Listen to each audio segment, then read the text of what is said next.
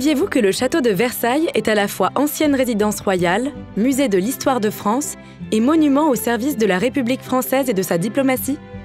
Je suis Marianne et je représente la République française depuis 1792. Vous avez déjà dû me voir sur des timbres ou des pièces de monnaie. J'ai également ma place au château de Versailles. Je garde un œil sur lui. Mon portrait a été peint par Antoine-Jean Gros en 1795. Le château a traversé au fil des siècles différents régimes politiques pour demeurer encore aujourd'hui un emblème de pouvoir. La République fait partie de son histoire. Je vous invite à me suivre pour découvrir ces moments clés. Allons-y!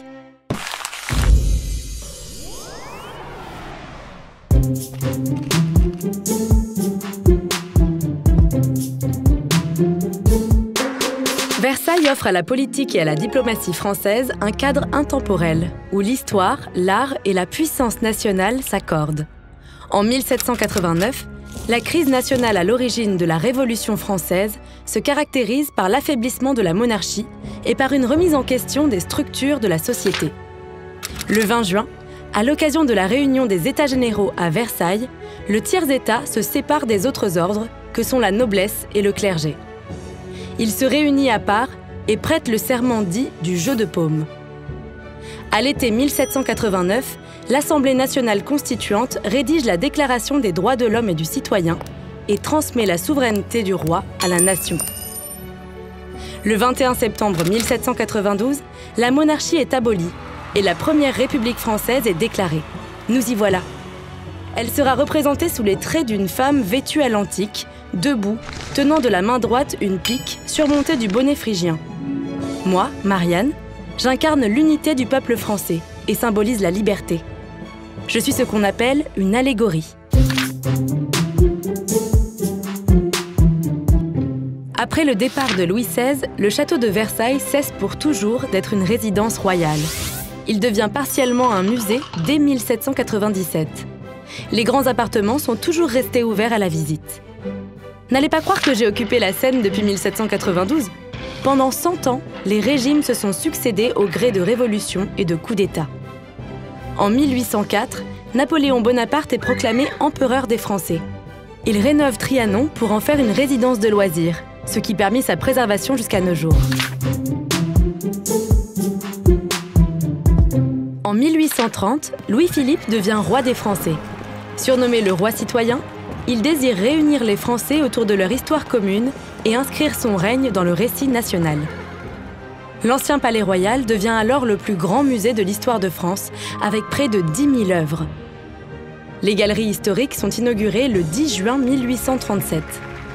Louis-Philippe y rassemble toutes les peintures, sculptures, dessins et gravures illustrant des événements majeurs. Louis-Philippe fait inscrire sur les frontons des pavillons Dufour et Gabriel « À toutes les gloires de la France », symbolisant la réconciliation des partisans des différents régimes qui se sont succédés à Versailles. Louis-Napoléon Bonaparte lui succède en 1848. Président puis empereur, il est fait prisonnier pendant la guerre franco-prussienne de 1870. Cette défaite provoque des troubles importants en France. Cela aboutit à la proclamation de la Troisième République. Pendant le conflit, le château est fermé au public et la galerie des Glaces est alors transformée en hôpital. En janvier 1871, le chancelier Otto von Bismarck fait proclamer l'Empire allemand dans la galerie des Glaces. Cet acte représente une revanche de l'Allemagne sur les humiliations des conquêtes de Louis XIV et de Napoléon Ier. Vous me suivez toujours ? En février, une Assemblée nationale est élue à la hâte pour signer la paix avec l'Allemagne. Elle se réunit d'abord à Bordeaux et nomme Adolphe Thiers chef de l'exécutif. Ne pouvant regagner la capitale à cause des agitations de la Commune de Paris, elle s'installe à Versailles. Le château retrouve un rôle symbolique dans un contexte de tension avec l'Allemagne depuis la signature du traité de 1871. Les lois constitutionnelles de 1875 instaurent de façon définitive la Troisième République en France. Elle prévoit le retour au bicamérisme, divisant le Parlement en 2 chambres distinctes, le Sénat et la Chambre des députés. La première siège dans l'Opéra Royal. Pour accueillir la seconde, Edmond de Joly construit en 1874 et 1875 une nouvelle salle en hémicycle dans l'aile du Midi. Elle offre la possibilité de réunir les deux chambres en Assemblée nationale. C'est la salle du Congrès. 15 élections ou réélections de président s'y dérouleront, de 1879 à 1953, date du passage au suffrage universel direct.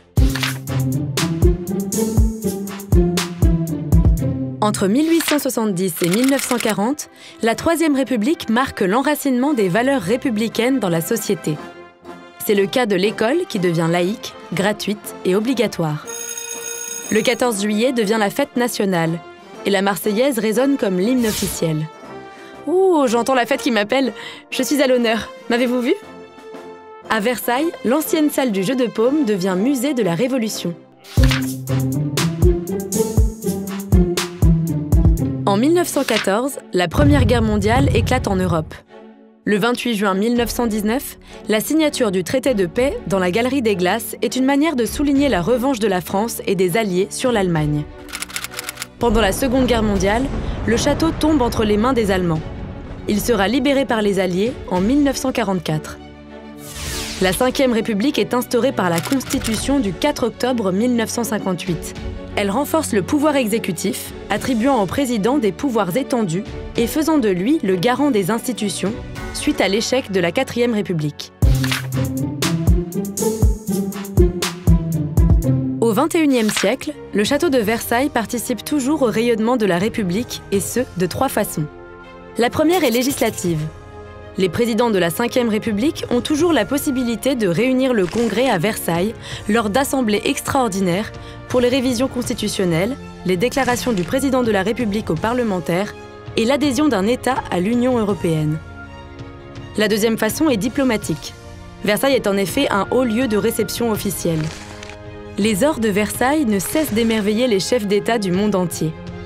À l'initiative du premier président de la Ve République, le général de Gaulle, Versailles redevient une résidence, cette fois présidentielle. À cet effet, une aile du Grand Trianon, appelée Trianon-sous-Bois, est aménagée sous l'égide d'André Malraux, ministre des Affaires culturelles. Le général y prend ses quartiers et invite ceux qu'il souhaite distinguer. Aujourd'hui, la résidence présidentielle se concentre au pavillon de la Lanterne. La troisième façon est économique. Le château de Versailles se distingue comme l'un des joyaux culturels français, tout en étant une destination touristique de premier plan. Avec ses 660 hectares, ses 3000 pièces et ses 84 000 œuvres d'art, dont je fais partie, on s'y perdrait presque. Chaque année, plus de 8 millions de visiteurs français et étrangers franchissent ses portes. Cet emblème national n'est pas seulement un lieu de contemplation artistique, mais aussi le théâtre d'événements d'envergure, comme les épreuves d'équitation des Jeux Olympiques 2024. J'espère avoir réussi à mettre en lumière le lien entre le château de Versailles et son importance pour la République. Je vous dis à bientôt, à Versailles ou ailleurs.